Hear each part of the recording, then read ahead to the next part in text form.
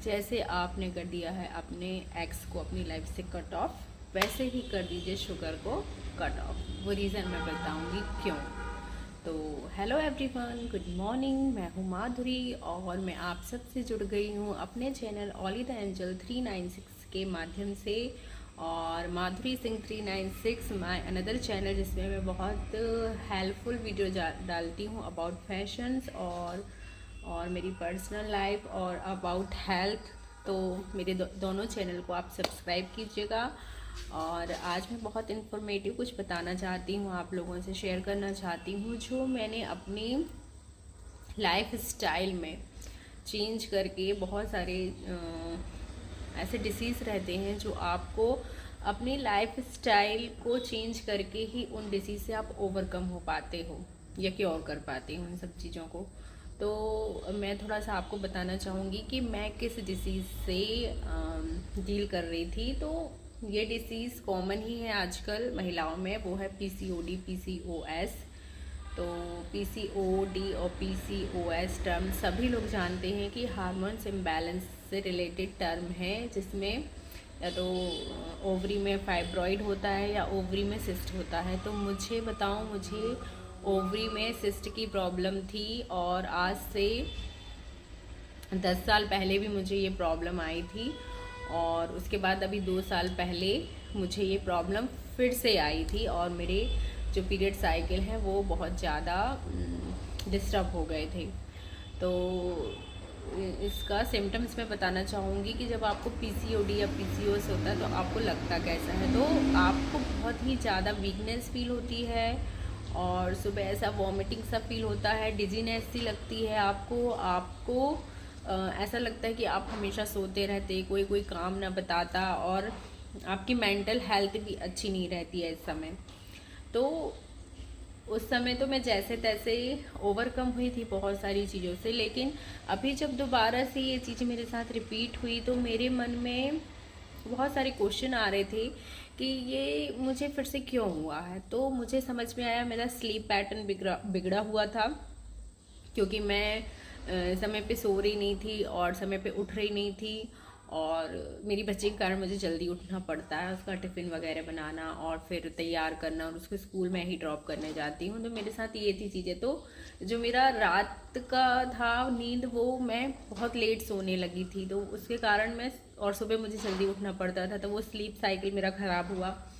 फिर सेकंड चीज़, मैं बहुत ज़्यादा, मुझे मीठा, मतलब मीठा पहले मैं इतना ज़्यादा नहीं खाती थी, लगभग 2-3 साल से, क्योंकि मैं व्रत वगैरह रहती थी तो उसमें मैं मीठा ही प्रेफर करती थी खाना। व्रत में नमक वाला नहीं लेती थी। तो मेरा मीठा धीरे धीरे मैं इंटेक करना ज़्यादा कर दी थी, है ना। तो लगभग 2 साल पहले मुझे फिर से जब पीरियड से रिलेटेड प्रॉब्लम्स आई कि मेरे को पीरियड्स नहीं आ रहे थे, और आए तो फिर एक बहुत ज़्यादा फ्लो पे आ रहे थे, तो मैं बहुत ज़्यादा कमज़ोर पड़ गई और सब चीज़ें। तो मेरे माइंड में था कि ये होता क्यों है, इसका रूट कॉज क्या है। तो मैंने फाइंड आउट किया कि इसका तो हार्मोन्स इम्बैलेंस ही इसका रहता है मेन फैक्टर। लेकिन हार्मोन्स इम्बैलेंस क्यों होता है ये मुझे समझ में नहीं आ रहा था। स्लीप साइकिल तो करती है और चीज़ें वैसी थी, और मैं योगा करती थी, तो शायद इसलिए मेरा सब कुछ ठीक था। लेकिन जब उस समय मुझे सिस्ट हुआ था तो मैंने इस चीज़ को देखा कि मैं योगा नहीं कर रही थी। 2-3 महीने नहीं, ज़्यादा हो गए थे, लगभग 3-4 महीने से मैं योगा नहीं कर रही थी, और शुगर बहुत ज़्यादा, चाय बहुत ज़्यादा पीने लगी थी मैं। तो मुझे समझ में आया कि मुझे चाय बहुत ज़्यादा ले रही थी, मतलब मैंने अपना पूरा पैटर्न देखा कि मैं क्या क्या चीज़ ऐसी कर रही हूँ जो मुझे नहीं करनी थी। तो फिर मेरे को समझ में आया कि हार्मोन्स इम्बैलेंस जो होते हैं उनका मेन फैक्टर होता है हमारी बॉडी में इंसुलिन का बढ़ना। तो जब इंसुलिन आपकी बॉडी में बहुत ज़्यादा सीक्रेट होने लगता है, बहुत ज़्यादा बढ़ने लगता है इंसुलिन, तो उसके कारण ही आपके हार्मोन्स इम्बैलेंस होते हैं। तो मुझे तो समझ में आया कि मैं शुगर बहुत ज़्यादा ले रही थी, चाय पीती थी, मीठा बहुत खाने लगी थी।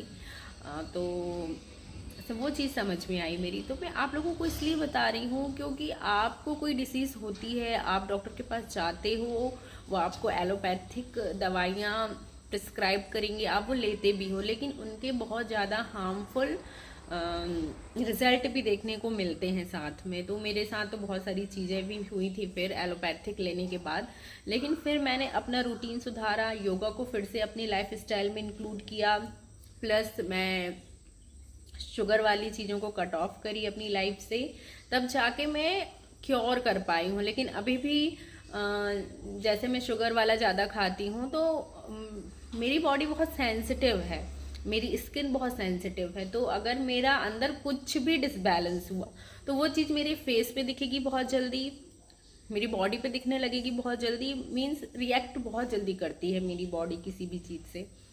तो समझ में आया कि मुझे कि अगर आपका पैटर्न बिगड़ रहा है किसी भी चीज़ का तो आपको उसके कॉन्सिक्वेंसेस तो भुगतने पड़ेंगे। तो मेरी रिक्वेस्ट है सब फीमेल से कि आप जो भी डील कर रही हैं पीसीओडी पीसीओएस से और नहीं भी कर रही हैं तो उनको शुगर ज़्यादा इंटेक नहीं करना है। आप को मैंने एक ड्रिंक भी बताया है कि कई लोगों को बहुत ज़्यादा पेन भी होता है पीरियड्स के समय, क्रैम्प वगैरह होते हैं, तो उनके लिए भी बताया है कि घी डालकर कॉफ़ी में, ब्लैक कॉफ़ी में घी डाल के पीते हैं तो काफ़ी आराम मिलता है। तो मैं तो यही करती हूँ। और अभी योगा तो मेरा थोड़ा सा बंद है 2-3 महीने से, लेकिन तो भी मुझे रिलीफ है, मेरे पीरियड साइकिल सब ठीक हैं। और उस समय मैं 2-3 महीने ही ली थी मेडिसिन्स, और उसके बाद मुझे वाइट डिस्चार्ज बहुत ज़्यादा होने लगा था। तो फिर मैंने एलोपैथिक दवाइयाँ बंद की, उसको आयुर्वेदिक दवाइयों से रिप्लेस किया। आयुर्वेदिक दवाइयों में भी श्री केयर का, कृष्णा का श्री केयर एक ड्रिंक आता है, वो ड्रिंक मैंने पिया था 1 महीने। और योगा करी थी मैंने, तो योगा भी स्पेसिफिकली टारगेट किया था मैंने ओवरी सिस्ट को, पीसीओडी पीसीओएस और हार्मोन्स को बैलेंस करने के लिए, और कट ऑफ किया था शुगर। तो ऐसे मैंने अपना क्योर किया था पीसीओडी और पीसीओएस। और अगर आपको ये मेरा वीडियो ऑडियो इंफॉर्मेटिव लग रहा है और पसंद आ रहा है तो आप इसको लाइक कीजिएगा, शेयर कीजिएगा। और मेरे चैनल, मेरे दोनों चैनल की लिंक इंस्टाग्राम में ऑलरेडी मैंने डाल के रखी हूँ, तो प्लीज़ मुझे सब्सक्राइब कीजिए, क्योंकि मैं अपनी लाइफ स्टाइल से रिलेटेड जो भी चीज़ें इस मैच्योर एज में आने के बाद मैंने बहुत सारी चीज़ें फाउंड आउट करी है अपनी लाइफ में, तो मैं आप लोग के साथ सब कुछ शेयर करना चाहती हूँ। और अगर आप मेरी चीज़ों से जुड़ना चाहते हैं तो आप मेरे चैनल को प्लीज़ सब्सक्राइब कीजिए। तो thank you so much guys.